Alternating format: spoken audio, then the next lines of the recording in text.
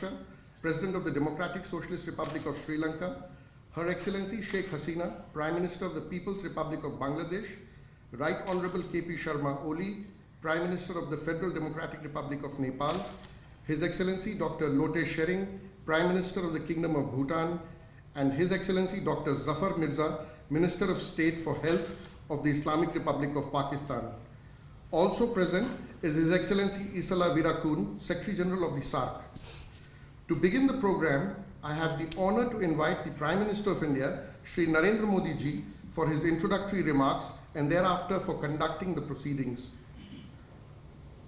Excellencies, Namaskar. I would like to thank you all for joining this special interaction.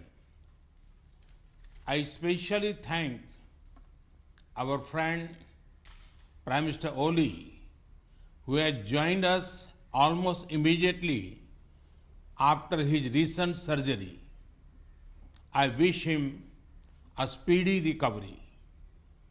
I would also like to congratulate President Ashraf Ghani for his recent re-election. I welcome the new Secretary General of SAARC, who is also with us today.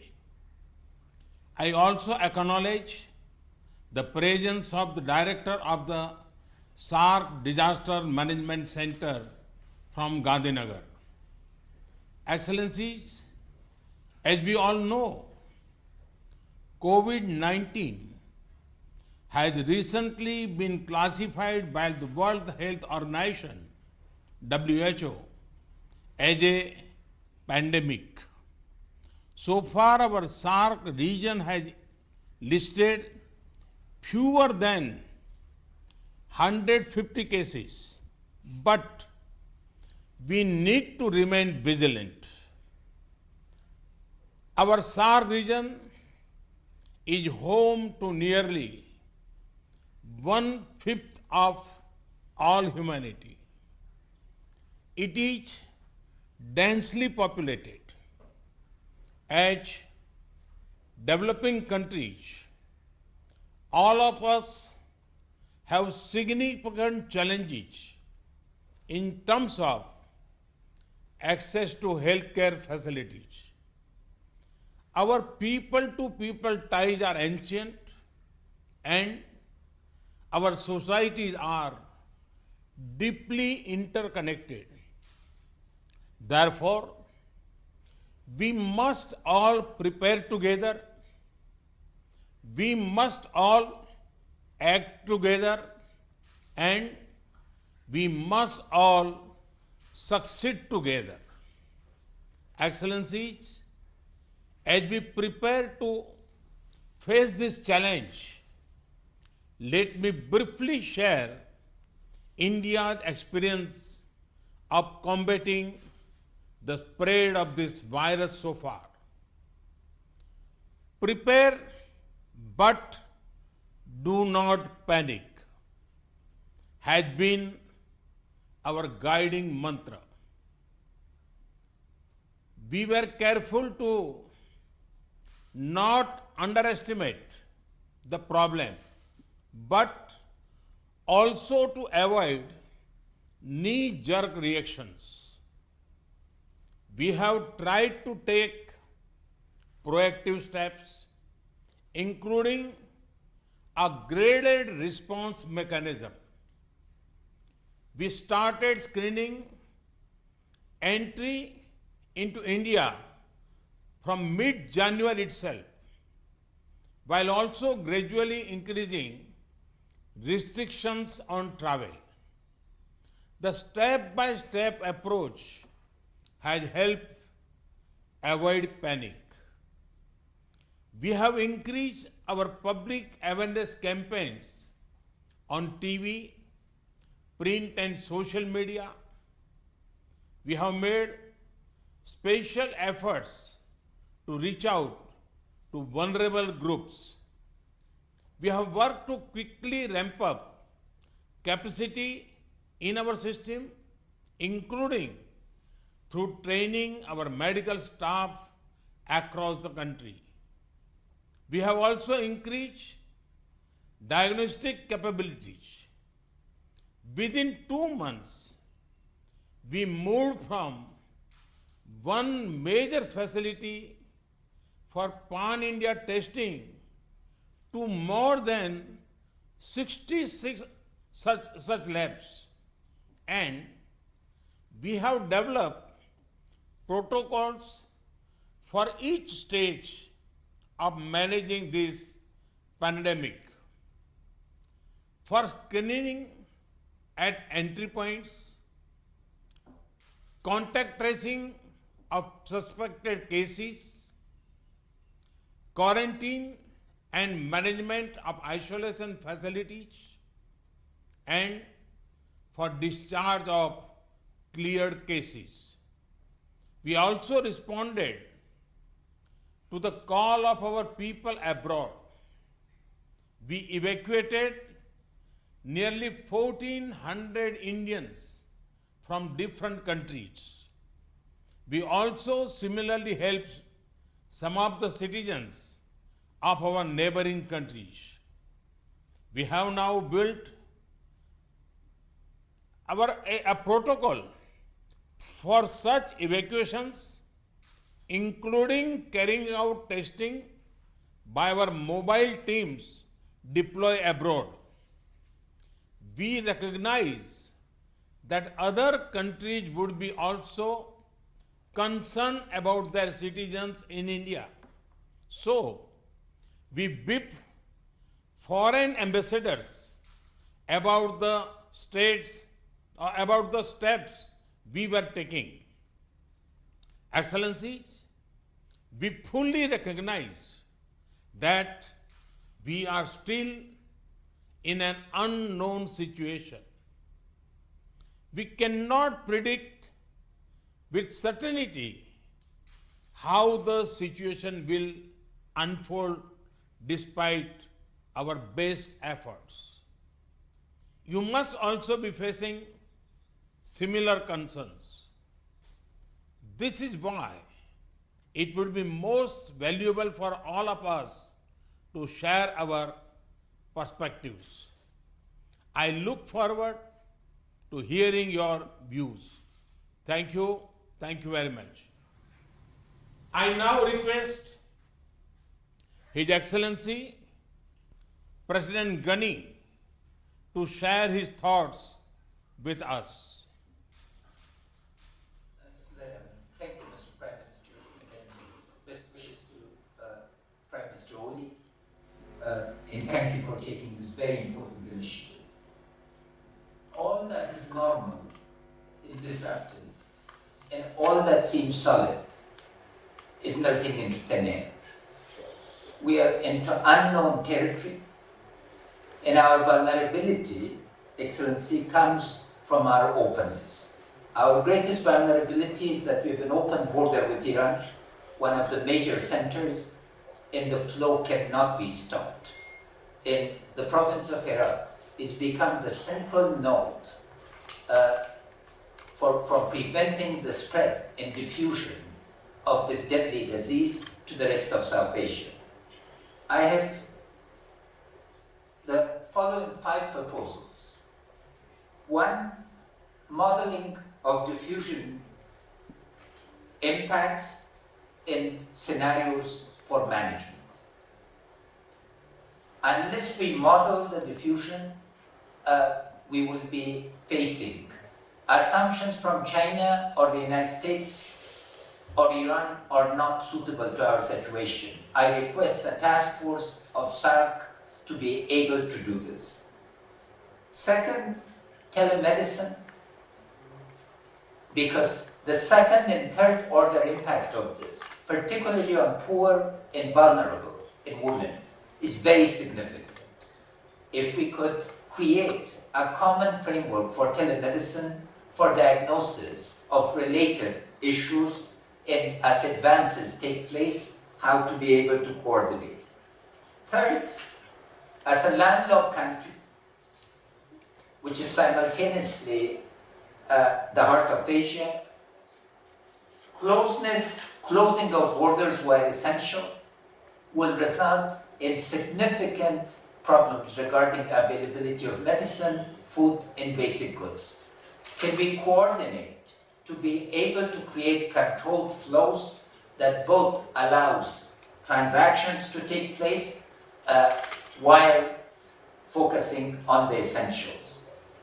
The fourth issue for us, Excellencies, because, in all Excellency, because we've cancelled schools, prayers have been stopped. How do we keep women, youth, and children occupied? Since India in particular and South Asia are leaders in distance education and self-learning, can the SAARC satellite and India's satellite be made available so we can keep people, because social distancing that is necessary cannot just take place. In my fifth proposal, Prime Minister, distinguished Prime Minister, since India is both a very important member of SAARC and a member of the Shanghai Council, Cooperation Council, in Shanghai, both with China, that is our deepest sympathies, in Iran. Can we coordinate between SAARC and the Shanghai Cooperation Council through your initiative? How much of the experience of China is replicable to our situations, and how do we both learn and help Iran? I thank you again for this opportunity. Our conditions, being one of the poorest countries and conflict prone, require learning, particularly from how you upscale the existing programs. We have a program across the country called Health, that is basic health. And if there are other countries that have upgraded their basic systems to cope with this, we'll be extremely grateful for learning and yet sharing our experience. Thank you, Excellency. Thank you. Thank you, Excellency. I now request His Excellency President Soli to make his remarks. Bismillahirrahmanirrahim. Assalamu alaikum wa rahmatullahi wa barakatuh. Good afternoon. I too wish to begin by thanking Prime Minister Modi for this timely call for a regional initiative to combat the increasing threat of COVID-19 in the SAARC region. In times of crisis, we do come together. In 2003, for example, when the region faced the threat of SARS, the Maldives took the initiative and hosted an extraordinary meeting of SAARC health ministers that adopted a regional common strategy for tackling the virus. No country on its own can succeed in combating the virus. It requires a shared response at an unprecedented scale. The first COVID-19 case was confirmed in the Maldives on 7 March. To date, there are 13 confirmed cases. Fortunately, no deaths so far. Since January this year, the Maldives has been taking steps to get ready for a possible outbreak. We set in place standard operational procedures and facilities for treatment and quarantine in various islands. In the event of major outbreak in the country, our health facilities will have to cope with the care needed for both our residents and the thousands of tourists who visit the Maldives every year. Our priority now is to use precautionary measures to contain the virus as much as possible so as not to overburden our limited resources. The unique geography of the Maldives will always present itself both as an opportunity as well as a challenge. The dispersed islands make it easier for us to isolate communities whenever there is a suspected case.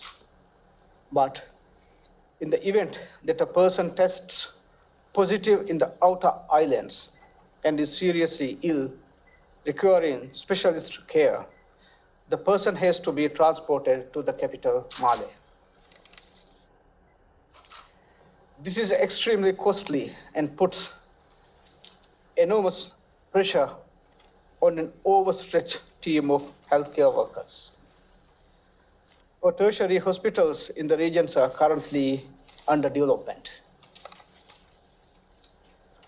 Shortage of healthcare professionals in general and shortage of specialist doctors in particular are always major challenges, and in a crisis such as this, these challenges are several times greater. The Maldives is fortunate to have received general assistance from India, and I convey my government's appreciations to Prime Minister Modi and the people of India. We have received medicine and a visiting medical relief team to work with Maldivian healthcare professionals.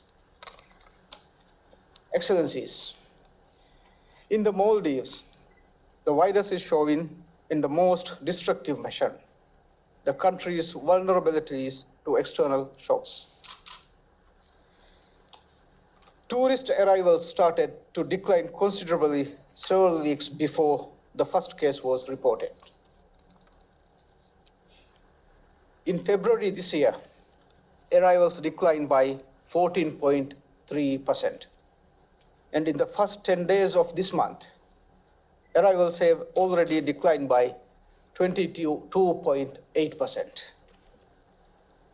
The decline in tourist arrivals has now become so sharp that if the current trend continues, we will have a 35% drop this year. Any significant decline in tourist arrivals has a ripple effect on the Maldives economy. Tourism contributes over a quarter of the country's GDP and is the source of well over 2/3 of foreign currency to the country. Every other job creating and revenue generating activity in the country is either directly or indirectly dependent on the tourism industry. Our industry is also deeply linked to many businesses and supply chains within SAARC region who will feel the knock-on effects from the downturn in the Maldives. China and Italy are the most severely affected countries of the virus, and they are also the number 1 and number 3 source markets for Maldives tourists. Since the beginning of February, in the case of China, and March, in the case of Italy, arrivals from these two countries have been restricted. As a result of this decline, the Maldives is now facing a serious shortfall in foreign currency earning, estimated to be at $450 million. If the foreign currency shortfall continues, it will have a detrimental impact on the Maldives economy, which has an extremely high dependency on imports. The revenue and foreign currency shortfall are also seriously hampering the government's ability to respond to COVID-19 rapidly. The decline means serious shortage in total government revenue. Current estimates show that if tourist arrivals continue to decline, Maldives will be looking at a shortfall in government revenues between $135 to $135.9 million and $446.6 million this year. I am therefore in full agreement with Prime Minister Modi on the need to formulate a comprehensive regional strategy. Such a strategy should, we believe, comprise 3 key elements. First, We should create space for closer cooperation between the health emergency agencies to ensure that the countries in SAARC have unhindered exchanges of information about the virus and best practices. Second, there is a profound need to formulate an economic relief package targeted to the affected countries. Third, a comprehensive regional strategy to fight COVID-19 should include a long-term recovery plan for the region. I will be happy to speak further on these elements in the discussion.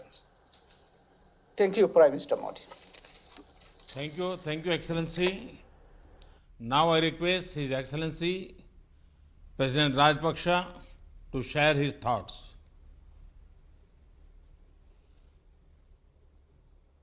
Good evening, Excellencies.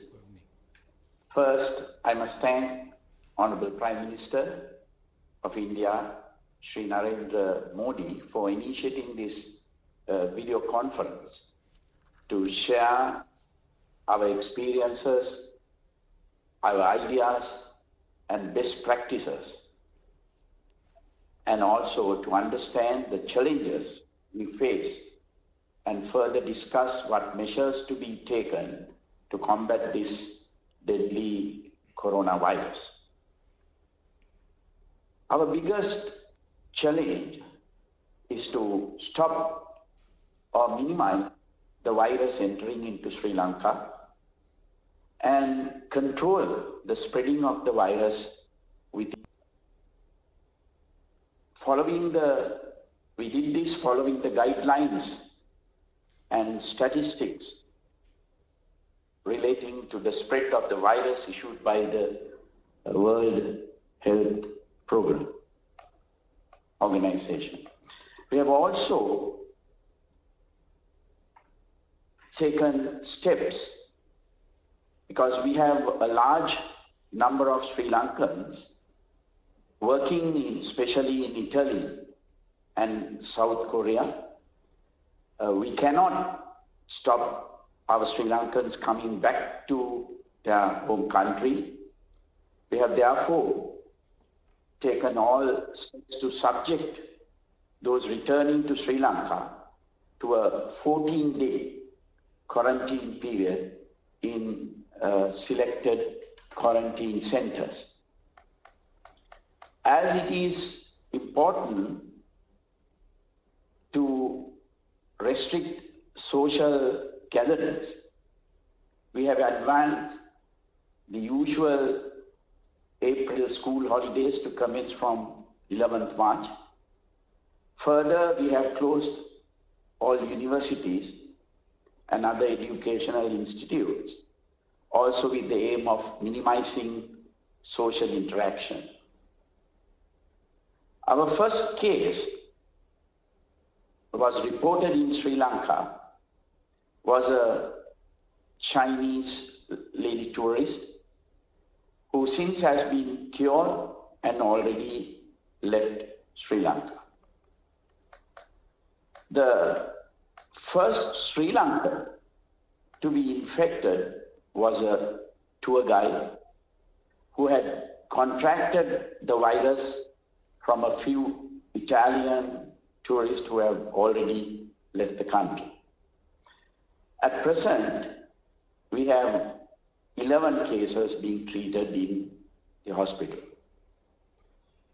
There have been no deaths reported so far. We have a specialized infectious diseases hospital, IDH, close to the city Colombo, with intensive care facilities.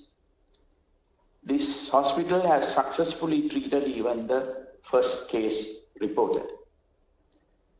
In all other hospitals designated to treat any suspected cases or coronavirus cases, proper personal protective equipment is used. We have also requested those who show flu symptoms to seek urgent medical attention and also self-quarantine themselves. Close associates of these persons showing any flu symptoms have also been strongly advised to be subject to self-quarantine. The area police and the public health inspectors are closely monitoring the progress of the suspected patients. Public health inspectors undertake daily visits to check on these persons who are self-quarantined. We have also established a national task force comprising all major stakeholders with the power and authority to take crucial decisions have been set up and meet on daily basis with close and constant monitoring of all aspects relating to the spread of this deadly virus. A 24/7 office with hotlines has been established to coordinate all activities related to battling the spread of the virus, quarantine and testing and treatment of suspected and confirmed cases.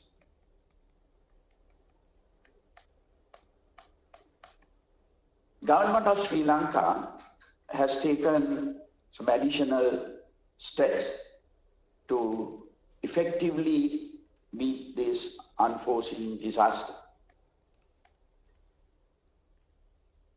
The Department of Health started giving out health warnings and advice on precautionary measures needed to be followed for prevention of the spread of the virus. This is done through mass media, presidential media division, press briefings, press bulletins, etc. General public were educated not to go for panic buying of face masks, hand sanitizers, etc. This was quite effective. 12 hospitals were declared as suitable for caring of possible coronavirus affected cases across the country. Managing of stocks of personal protective equipment such as masks, gloves, sanitizers and other medical items required for treatment of patients also started. Since the high risk area for the coronavirus was the city of Wuhan in Hubei province in China, there was a requirement to evacuate 34 Sri Lankan students and their families back to Sri Lanka. This was done by the national carrier Sri Lanka Airlines, which flew from Colombo to Wuhan and back to Colombo with all 34 passengers. These 34 students on arrival were immediately quarantined by the Sri Lanka Air Force before they were taken to a military facility in the Central Hills for quarantine for 14 days under the supervision of the Army medical team. None of them contracted the virus and all were sent home on completion of the 14 days quarantine period. At the same time, another 750 Sri Lankans were studying in various universities in different provinces of China and the government facilities. They were returned back to Sri Lanka. These students were instructed to be in self-quarantine for 14 days under the supervision and monitoring by local health authorities. As you know, probably that our parliament has been dissolved on 2nd March and the general elections will be held on It's 25th April. So the nominations are being accepted from 12th March up to 19th March. Therefore, we had to take precautions to discourage large meetings, large gatherings. But the elections will be held as planned. When the World Health Organization, WHO, declared COVID-19 as pandemic and indicated that fundamental public health interventions can still limit the spread of the virus and drive down cases even where it was transmitting widely. Advisories were issued for travelers and precautionary measures were taken by limiting travel overseas of Sri Lankans unless it is essential to do so. Almost all major sporting events, international conferences, meetings, large gatherings have been postponed or cancelled. All schools, universities and other educational establishments, including preschools throughout the country, has been closed for particular periods ranging from 2 weeks to 6 weeks.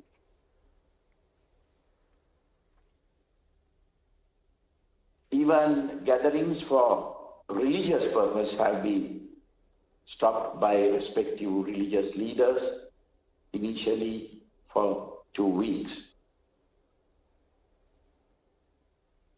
Also, issuance of on-arrival visas has been suspended for all countries.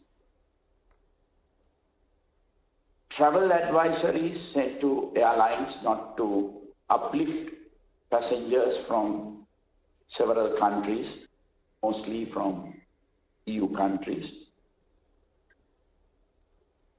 Travel advisories also sent that any passenger coming from countries which we have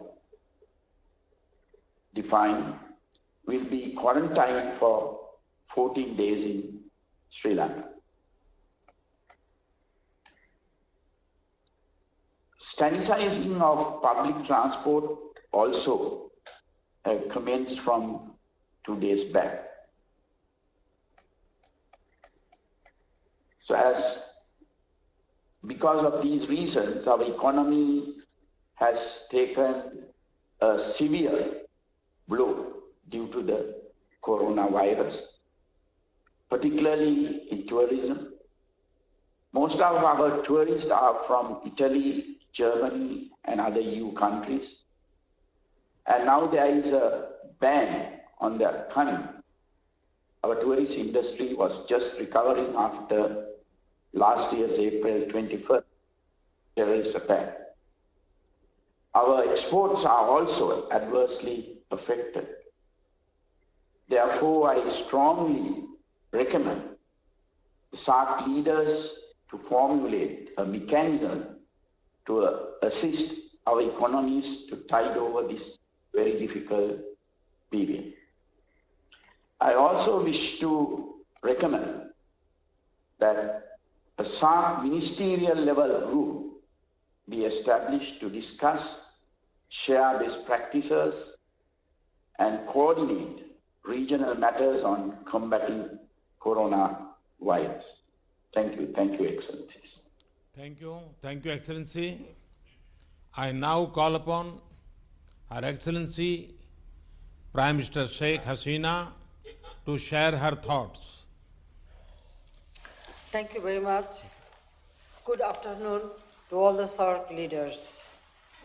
First of all, I thank Prime Minister Modi for taking this initiative. I also thanks for bringing and hosting 23 of our students from Wuhan along with Indian students during the quarantine period. We need to devise a strong SAARC-wide strategy to fight this public health threat and to protect our citizens. We successfully prevented entry of the virus through strong surveillance and rigorous checkup at all international airports, sea ports, and land ports. As of now, we had only 3 COVID-19 imported cases. They have already recovered. There are 2 new imported cases from Europe. We have no local or community transmission of any COVID-19 case. We have set up a national committee to provide guidance to concerned people from all ministries at all levels. We have also undertaken massive awareness raising campaigns everywhere in Bangladesh through all available medias, including social media. My party workers at all levels are active in awareness raising. Local body representatives are vigilant to enforce home quarantine if necessary. We have kept 4 newly built hospitals, including the Kuwait Modri Hospital in Dhaka, dedicated to exclusively deal with COVID-19 patients. In addition, there is one more hospital in Rajshahi to exclusively handle COVID-19 patients. We have also earmarked separate beds in every hospital in all districts to treat COVID-19 patients. A few vacant buildings have been identified where makeshift hospitals can be established in case there is any such need. We also have trained health workers at Upazila levels. School children are also being trained to follow necessary personal hygiene. We have stockpiles of testing kits, infrared thermometers, isolation gowns, and masks. Excellencies, I have some proposals that all SAARC countries need to cooperate and collaborate closely to fight this pandemic. We need to force collaboration through our collective capacity, expertise, and resources. We are ready to share our capacity and expertise as well as the best practice with the SAARC countries, including providing logistic support if required. To continue this dialogue at technical level, our health ministers, health secretaries, and relevant health experts can also have this kind of video conferences to discuss specific areas of cooperation. WHO Southeast Asia Regional Director may be invited to these video conferences. We believe it is extremely important to establish an institution to prevent and fight against any public health threats in South Asian region in future. In our SAARC Charter, it is already there about the healthcare. So we can work together for future, and in future any problem arise, we can work together and we can exchange or share our experience. And Bangladesh will be happy to host such institution if you all kindly agree. Excellency, I really thank you very much, especially Prime Minister Modi, to take the initiative, and also I appreciate that after a long time all the SAARC leaders get together. So it's a very crucial time for all of us. So we have to think about our people's goodwill. So I hope that this will show a new dimension or path to help our peoples of all our country and all the region. Thank you very much. Thank you, Excellency. I now request His Excellency Prime Minister Oli to make his remarks.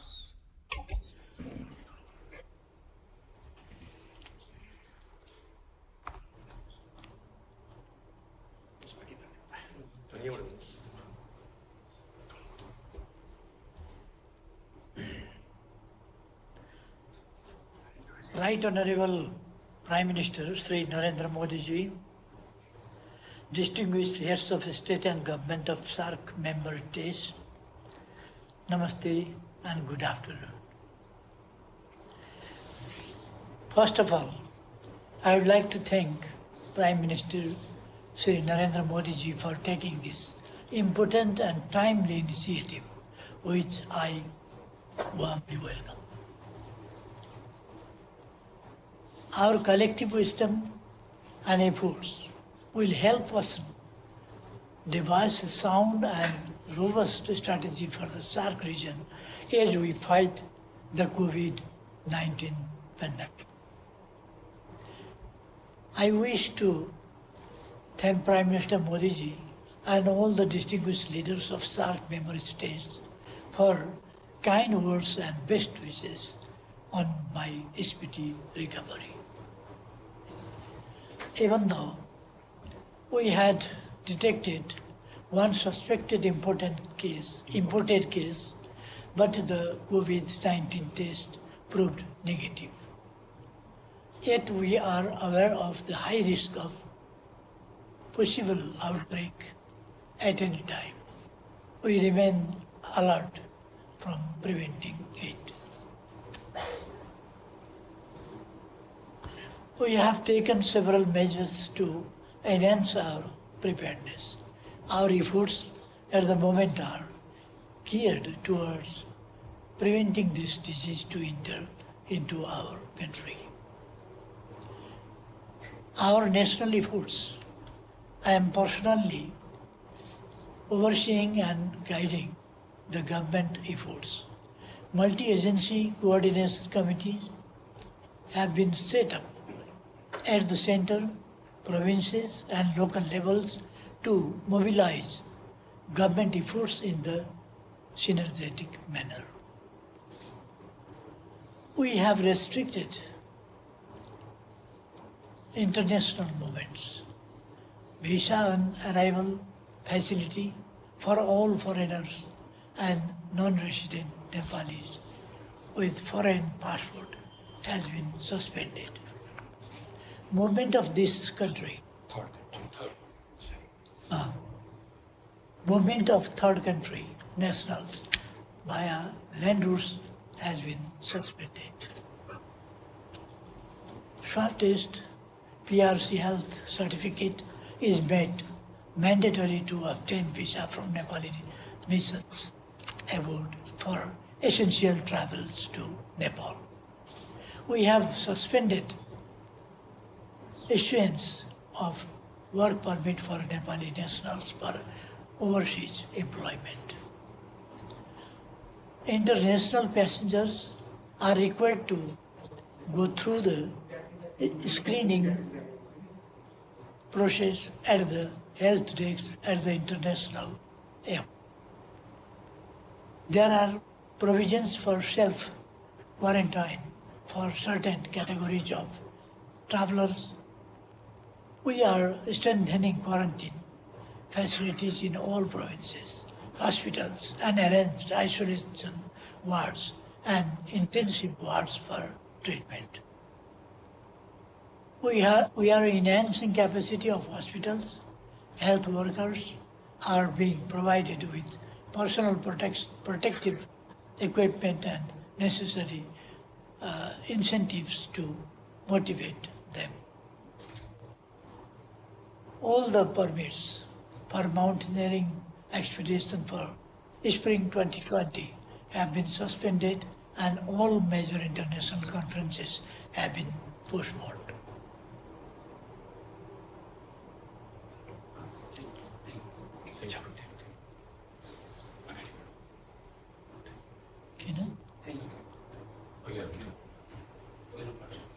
Okay. Thank you very much. Thank you, Excellency. Now I call upon His Excellency Prime Minister Dr. Lote Tshering, who is an experienced surgeon.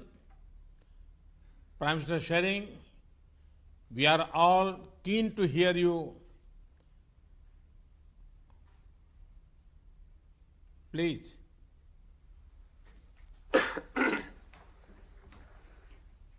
Thank you, Your Excellency.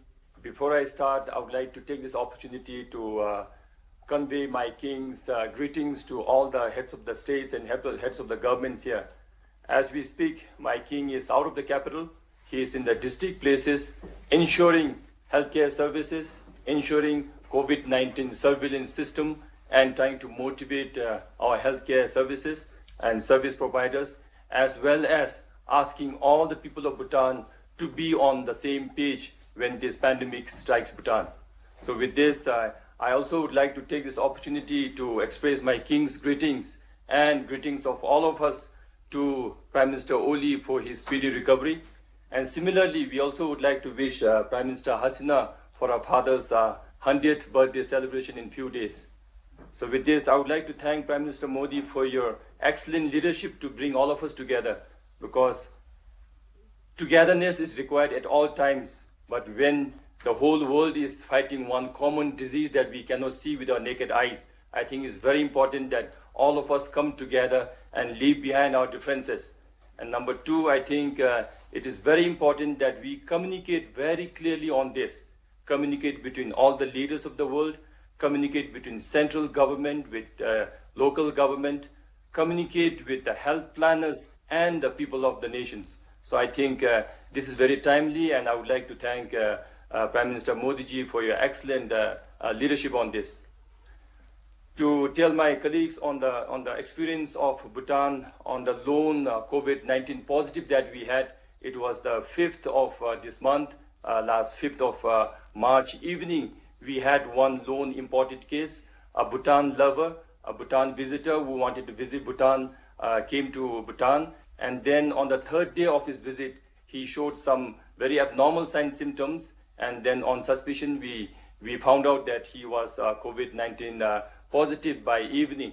Yet we wanted to confirm it, and the confirmatory test came just before midnight, around 11:30 p.m. By then, our health officials had all gathered in the ministry. Even my King also came to the ministry, and we all started because we knew that we had the first confirmed positive case. So throughout the night, we worked very hard. Our surveillance system that was already in place was initiated, activated overnight, and starting midnight till 7 a.m. the coming morning, that is 6th of March, we managed to trace the whole path of the first positive case. We managed to identify all the 48 primary contacts. We managed to send all the contact tracers and surveillance team to their respective places and inform them of the importance of house quarantine that first morning. And then as the day unfolded, we managed to pull them out and bring them to the formally identified quarantine facilities.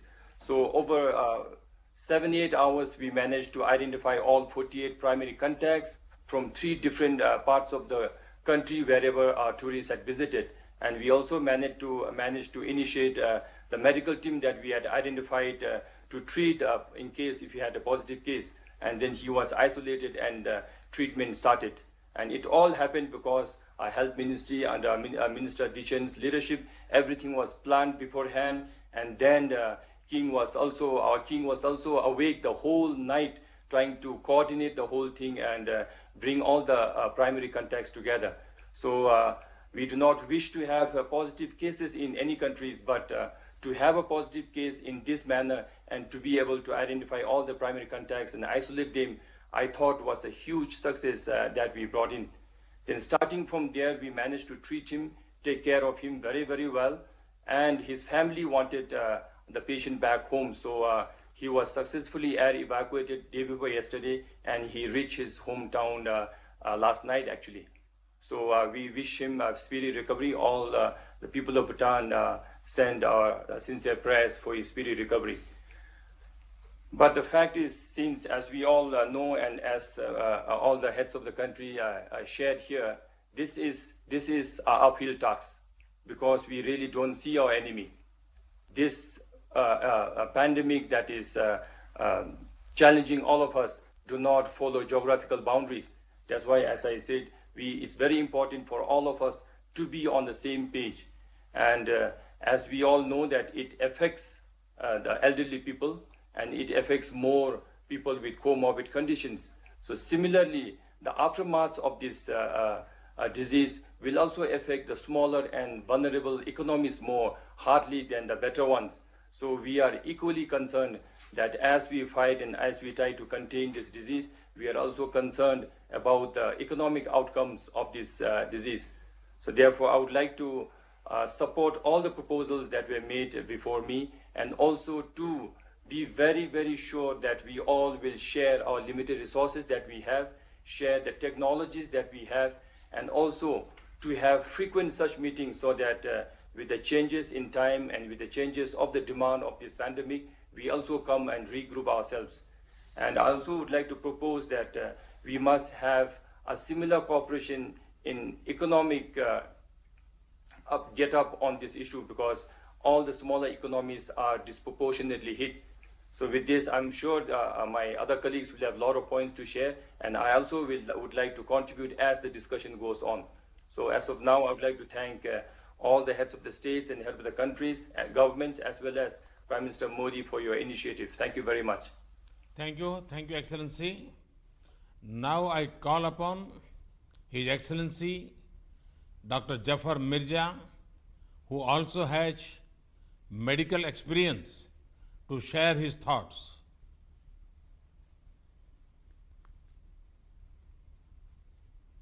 Bismillahirrahmanirrahim, and Assalamu alaikum to honorable heads of state and government and Secretary General SAARC. First of all, I would like to wish good health to His Excellency Prime Minister of Nepal. Your Excellencies, the COVID-19 pandemic is one of the most serious global health emergencies witnessed in the last 100 years.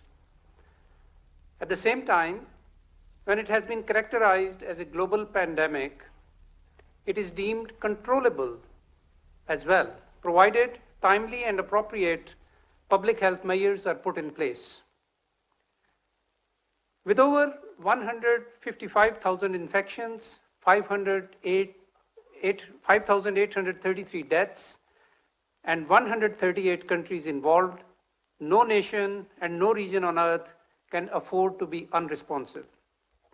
Least of all SAARC, which is home to 1/5 of the humanity, several of the world's largest megacities, and many of the most densely populated regions. Pakistan shares the common concern over the potential of COVID-19 affecting South Asia. All our countries now have confirmed cases. Mercifully, the SAARC region has so far evaded the worst ravages, but given the experience of other countries in other continents, there is absolutely no room for any complacency. While hoping for the best, we have to prepare for the worst. The World Health Organization's four-pronged advice offers a reasonable way forward, namely, A, prevent, B, detect, C, respond, and also D, conduct research and innovation along the way. Excellencies, Pakistan has been involved in containment efforts right from the outset of the outbreak. We have been alert to the dangers and have put in place appropriate public health measures and developed required protocols and guidelines for the safety of our people. We have been matching our measures to real-time risk assessments. While we have stressed the need for prevention and caution, we have strongly advised against panic. A calm, calculated, and deliberate response is the need of the hour. Pakistan was among the first few countries to undertake a joint external evaluation for the state of preparedness to cope with health emergencies in the context of International Health Regulations 2005. In close collaboration with World Health Organization, we have been taking steps to appropriately restrict movement to and from the affected countries, regulate for flights, institute health screening measures at entry points by member states, and establish quarantine/isolation facilities. Diagnosed cases are being isolated and contacts are being traced proactively. Prime Minister Imran Khan is personally overseeing these efforts. Resultantly, Pakistan has managed so far to keep the cases to a relative minimum, an achievement that WHO has recently recognized as a good practice and has commended it. National Security Committee recently convened for the first time on a national health issue, chaired by the Prime Minister Imran Khan, and has decided to take major steps to contain the spread of COVID-19. The 4 pillars of our response strategy include: 1, governance and financing; 2, prevention; 3, mitigation; and 4, communication. We have decided inter alia: 1, to close all our educational institutions for 3 weeks, close the entire western border for 2 weeks, restrict international flights to 3 airports only, and to ban all large public gatherings, and reinforce screening and administrative measures at the seaports and at the ground crossings. The situation is being monitored closely, and appropriate measures are being taken through a systematic consultative review process. The National Disaster Management Authority has been mandated to lead the interagency effort, and command and control centers have been established at the federal and provincial levels. Effective coordination and surveillance at all levels is critically important. Excellencies, the COVID-19 pandemic forces us to think not in terms of nations and states, but as a collective. If our health systems, disease surveillance systems, and preventive measures are unable to cope, the human and economic cost alone can be staggering. The cumulative impact will dampen region-wide growth prospects and negatively affect the national development agendas. At their current stages of development, the SAARC members can ill afford such a setback. The unprecedented challenge therefore warrants an unprecedented response. We must recognize that the national and local responses still remain the key, and they are the most critical. It is equally important to pursue, however, evidence and science-based responses. Stigmatization and stereotyping is counterproductive. The SAARC Secretariat is best placed to coordinate regional endeavors.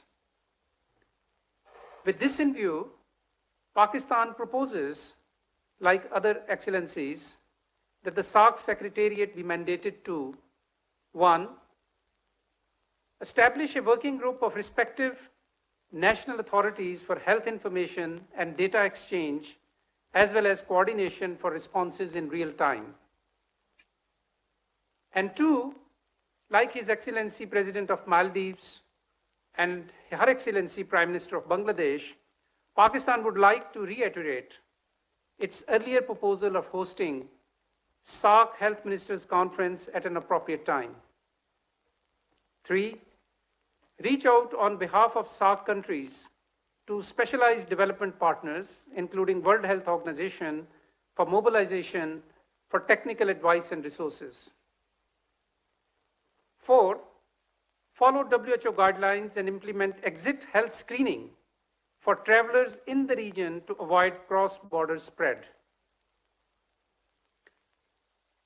5, a regional mechanism is proposed to share disease surveillance data in real time about prevalence and incidence of communicable diseases and public health events of regional significance. And lastly, learn from and disseminate the experience of SAARC observer states, particularly China, which has effectively addressed the COVID-19 challenge despite being from where it originated. Excellencies, the challenge at hand demands sagacity, vision, and synergy of action. The strength and resilience of the people of South Asia is well known. We have no doubt that we will overcome these challenges. Thank you, Your Excellencies. Thank you. Thank you, Excellency. Thank you all for sharing your thoughts on the situation and the steps you have taken. We all agree that we are facing a serious challenge. We do not know and as yet know what shape the pandemic will take in the coming days.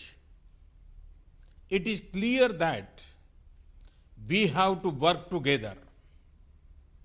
We can respond best by coming together, not growing apart. Collaboration, not confusion. Preparation, not panic. In this spirit of collaboration, let me share a few ideas on what India can offer to this joint effort. I propose we create a COVID-19 emergency fund. This could be based on voluntary contributions from all of us. India can start with an initial offer of $10 million for this fund. Any of us can use the fund to meet the cost of immediate actions. Our foreign secretaries, through our embassies, can coordinate quickly to finalize the utilization of this fund. We are assembling a rapid response team of doctors and specialists in India, along with testing kits and other equipment. They will be on standby to be placed at your disposal if required. We can also quickly arrange online training capsules for your emergency response teams. This will be based on the model we have used in our own country to raise the capacity of all our emergency staff. We had set up an integrated disease surveillance portal to better trace possible virus carriers and the people they contacted. We could share this disease surveillance software with SAARC partners and training on using this. Let us also use existing facilities like the SAARC Disaster Management Center to pull in the best practices among all of us. Looking ahead, we could create a common research platform to coordinate research on controlling epidemic disease within our South Asian region. The Indian Council of Medical Research can offer help coordinating such an exercise. We can also ask our experts to brainstorm on the longer-term economic consequences of COVID-19 and how we can insulate our internal trade and our local value chains from its impact. Finally, this is not the first nor the last. such pandemic that will affect us. We can also ask our experts to brainstorm on the longer-term economic consequences of COVID-19 and how we can insulate our internal trade and our local value chains from its impact. This can help to prevent such infections from spreading across our region and allows us to keep our internal movements free. I call upon His Excellency President Ghani to share his thoughts. Well, thank you, Mr. Prime Minister. Thank you, all heads of state and government, and Dr. Mirza. The number of cases in Afghanistan is 16. No deaths, and as of yet, there are in 5 provinces. But the case I make is the following. Our refugees from Iran are being sent back in droves. I would like to make the case that dealing with this flow in the Herat province, 3 provinces, particularly Herat, Nimroz and Farah, is a regional challenge. Because thousands of people are coming from an infected area in the period in which the incubation takes place and the detection takes place. So we would like to offer, particularly the Herat province, where we're making major efforts, as a model. In terms of organization, our National Security Council I've chaired a number of times, and we've created a task force under the Vice President in all the provinces. We are reorganizing our budget, etc. But let me welcome your initiative. We would like to be delighted to contribute to this voluntary fund. But the phases, Mr. Prime Minister, we would suggest we need to think about the next 6 months as one period where the pandemic is likely to unfold.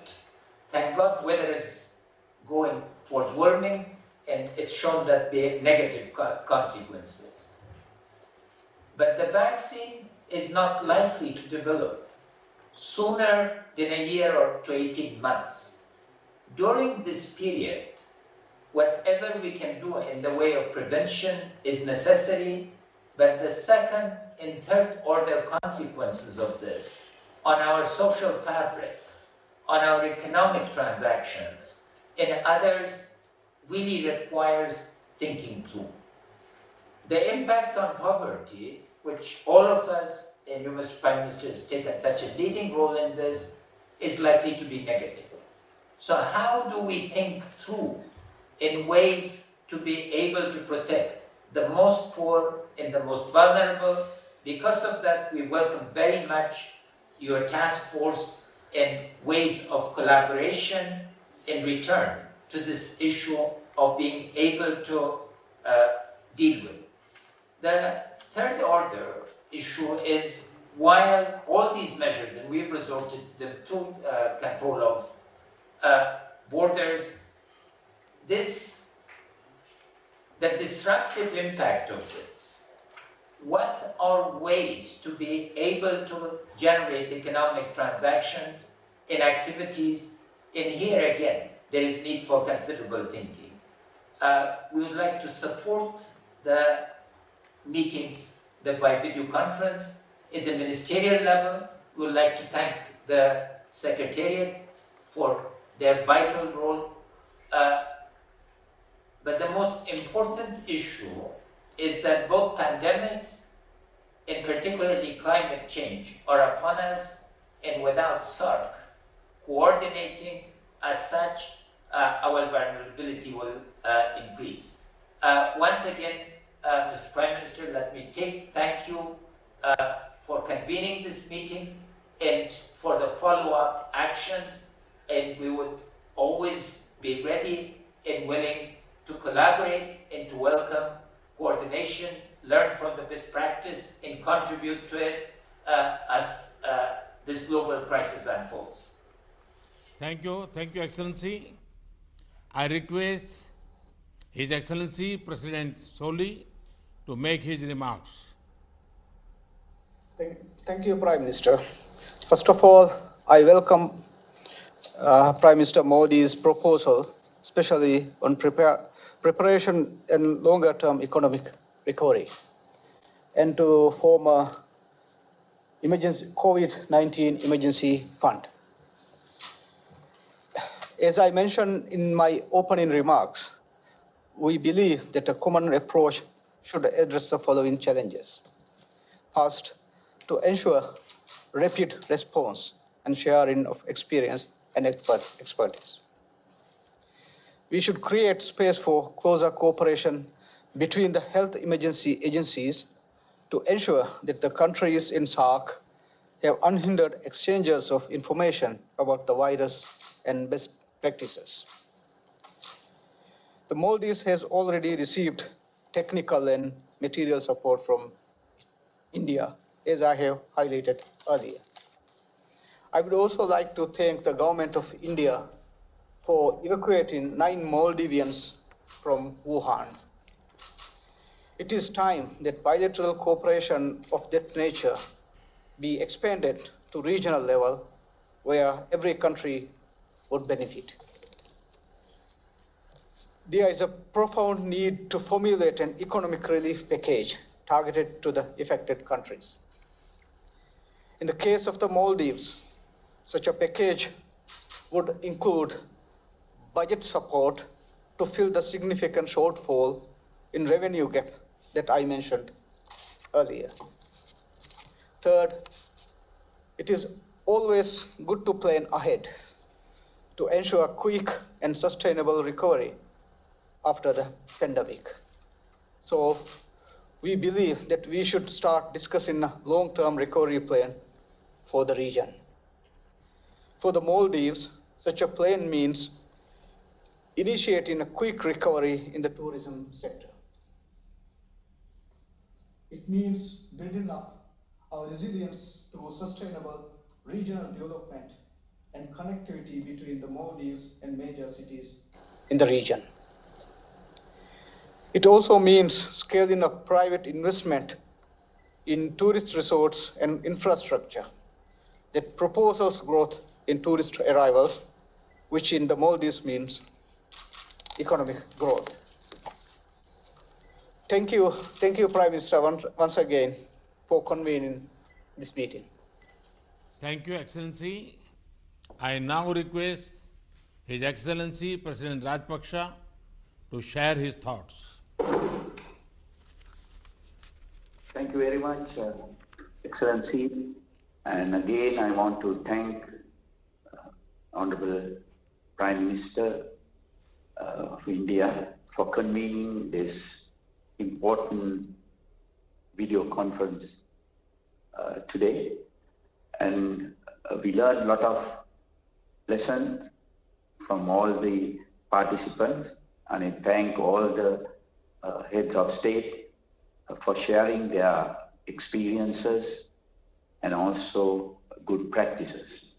And also I want to thank you, Excellency, for the series of assistance that you have proposed, especially the raising fund, COVID fund, and also we all know there's a shortage of testing kits and other equipment, not only within this region, or all over the world.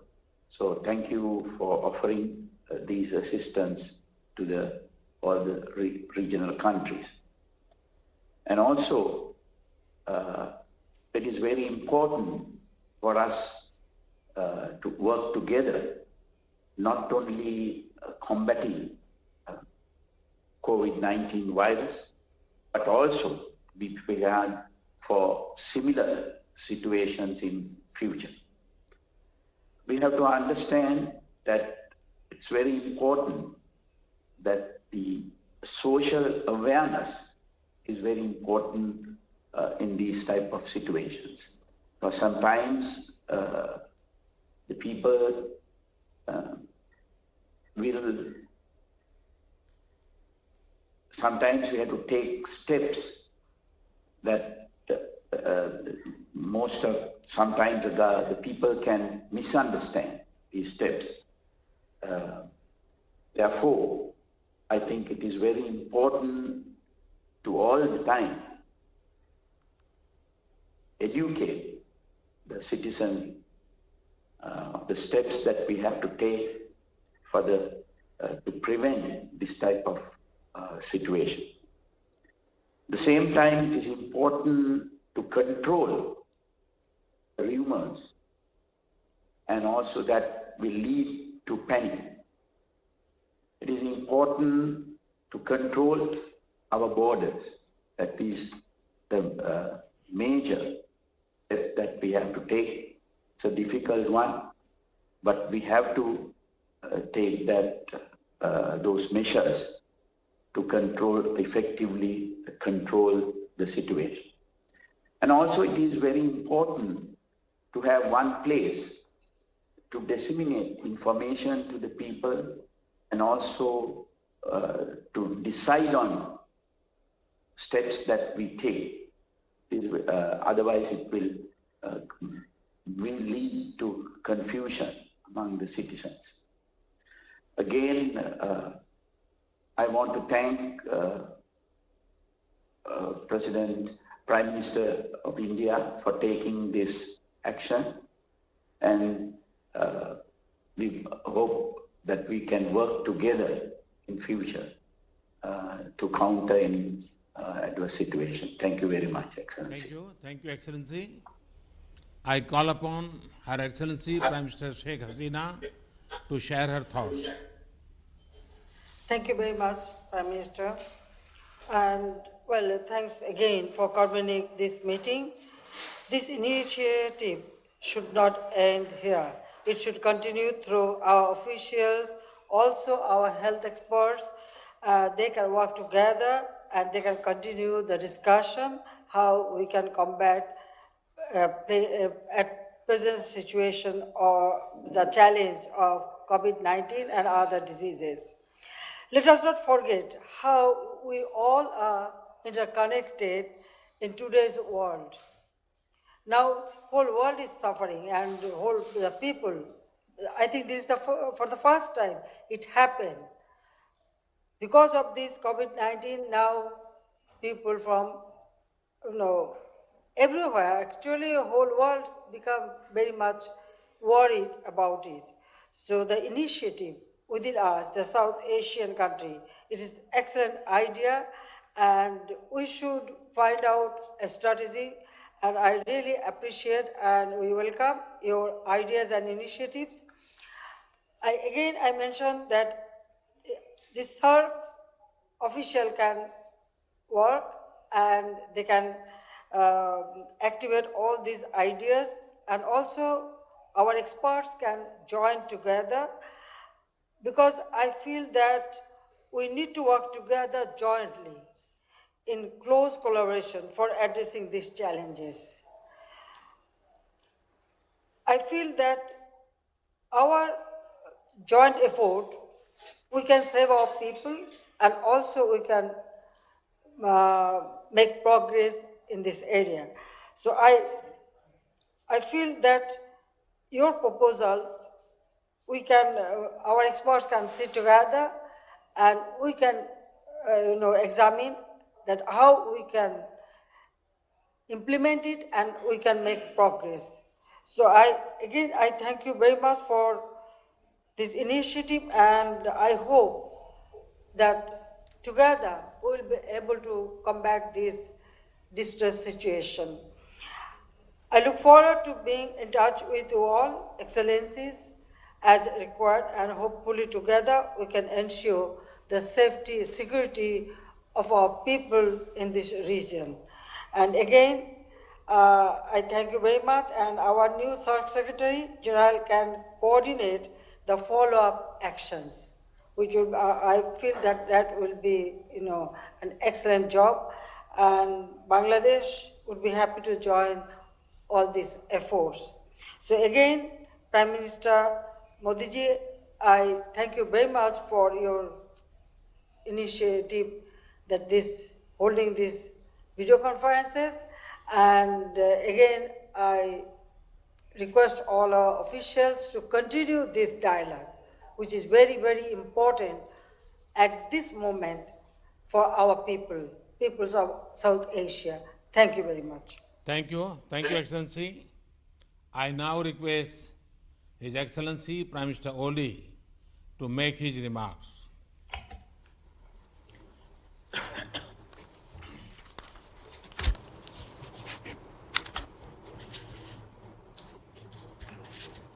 Thank you, Excellency Narendra Modi ji, the Prime Minister of India. Our region is at high risk of COVID-19. The epidemic knows no boundary, no nationality, and no region. Therefore, we need to devise ways to combat this pandemic collectively. It is a common challenge and it demands common efforts. First thing is awareness creation. Community-based organizations and medical and non-medical volunteers could be mobilized in raising awareness and supporting government agencies. We have to appeal to our people to avoid non-essential foreign travels and to avoid attending mass gatherings and other large-scale events. Our region is rich in traditional medicine. We have to encourage our people to use this asset for the prevention and treatment of this disease. Our way of greeting people with namaste rather than shaking hands can avoid potential threat of women to women transmission of this virus. I believe that our region holds a good stock of emergency medical supplies, well-trained medical professionals and laboratory facilities. These would be deployed at the core of any member state of SAARC in urgent need. The hospitals in the bordering areas could also be utilized for the screening as well as treating infected patients coming from across the border.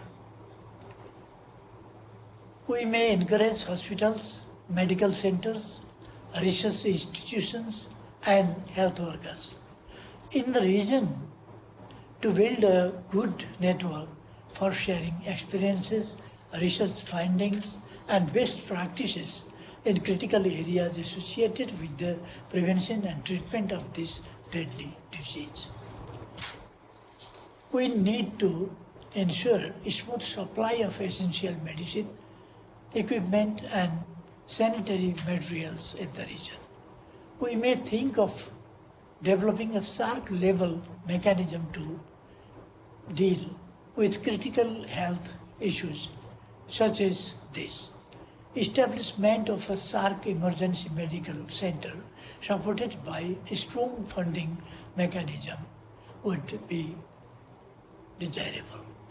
In this regard, I welcome Your Excellency Modi's proposal and India's contribution. Nepal will also join soon in this fund. The economic cost of this pandemic is yet to be assessed. I am sure it is going to cost all of us dearly if it is prolonged. Regional discussion on reviving our economies and supporting each other through providing easy access, establishing value chains and promoting intra-regional trade, investment, tourism and connectivity would be critically important. Thank you, Prime Minister Shri Narendra Modi ji. Thank you. Thank you, Excellency. Now I call upon His Excellency Prime Minister Dr. Lotte Schering to share his thoughts.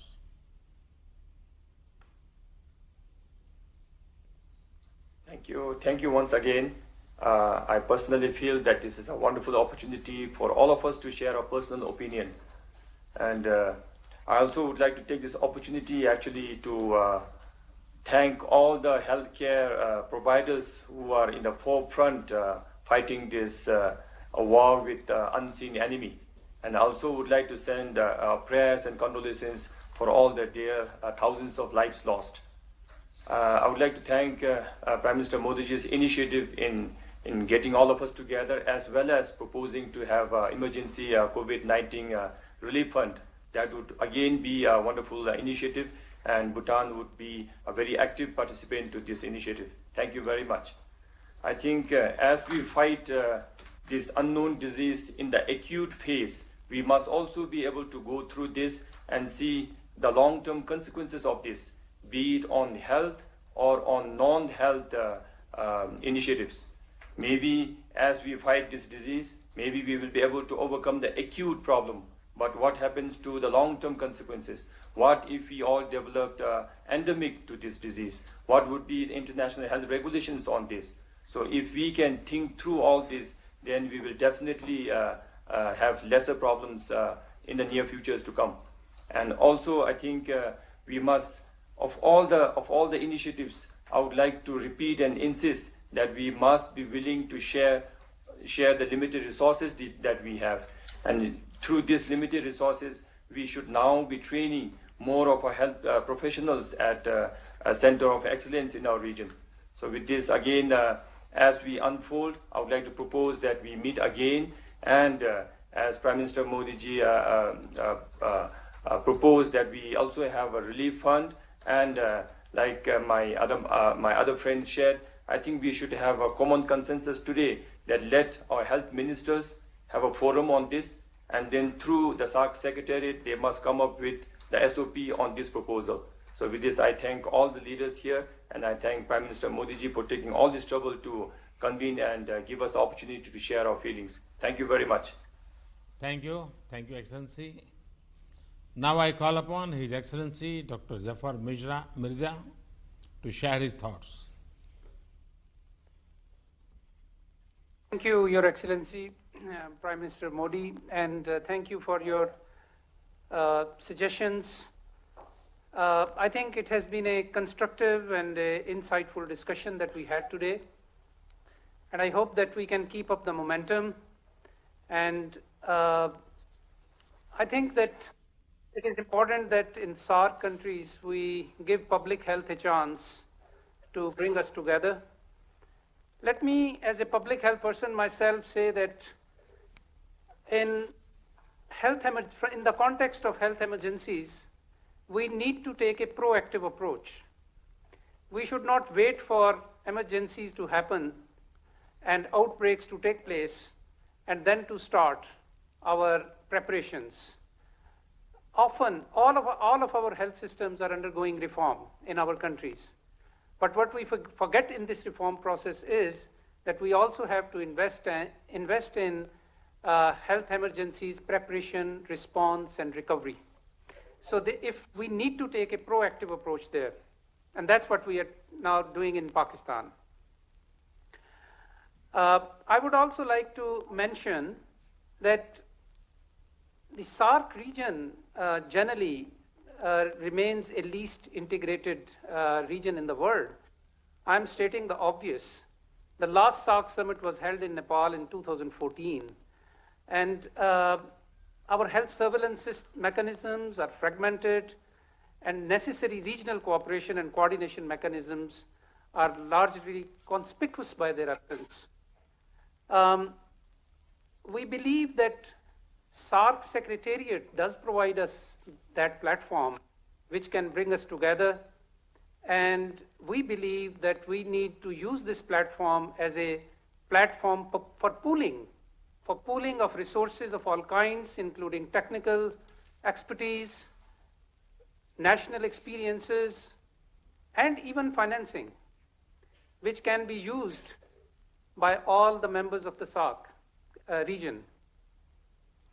Your Excellencies, I would also like to mention that we hope that during this COVID emergency, our member countries will provide access to emergency assistance to all our regions in our countries, because equity in health is a fundamental principle of public health. In this regard, let me say that it is a matter of concern that COVID-19 has been reported from Indian-occupied Jammu and Kashmir. And in view of the health emergency, it is imperative that all lockdown in the disputed territory must be lifted immediately. Opening up communications and movement would facilitate dissemination of information, allow distribution of medical supplies, and enable containment and relief efforts to proceed unimpeded.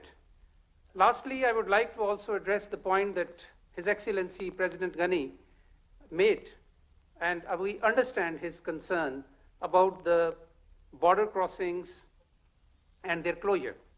I want to reassure him that we have done this for temporarily, so that we can reinforce our point of entries and land crossings.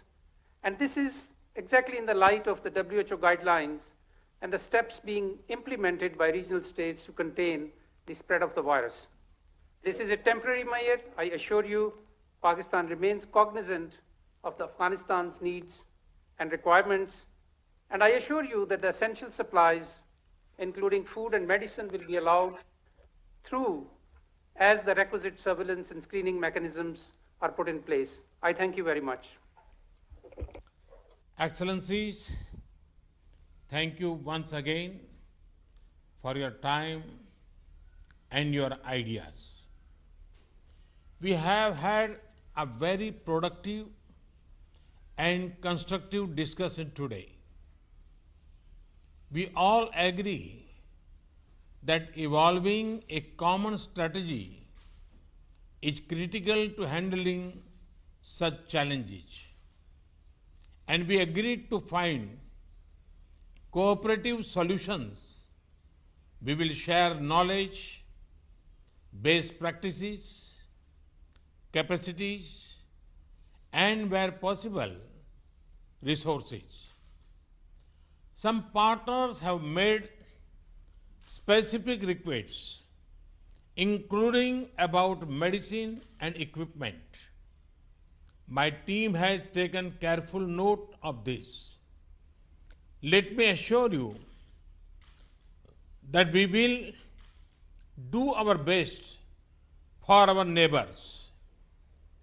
Let us ask our officials to maintain close contact and develop a common strategy in the spirit of partnership and working together. Let us identify nodal experts from each of our countries, and they can have a similar video conference 1 week from now to follow up on our discussions today. Excellencies, we have to fight this battle together, and we have to win it together. Our neighborhood collaboration should be a model for the world.